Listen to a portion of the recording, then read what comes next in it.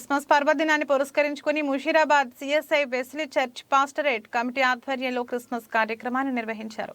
Pastorate committee chairman reverend Winston, pastorate secretary Burgula Deen Dayal మరియు committee సభ్యుల సారథ్యంలో నిర్వహించిన క్రిస్మస్ కార్యక్రమంలో రెవరెండ్ రాబర్ట్ రాఘుయల్ ప్రసంగిస్తూ పాప రహితుడిగా జన్మించిన యేసు క్రీస్తు పవిత్ర జన్మదిన జ్ఞాపకం చేసుకుంటూ ప్రతి వ్యక్తి పొరుగు వారిని ప్రేమించినప్పుడే నిజమైన క్రిస్మస్ అన్నారు. ఈ కార్యక్రమంలో పాస్టరేట్ సభ్యులు, సంఘస్థులు పాల్గొన్నారు.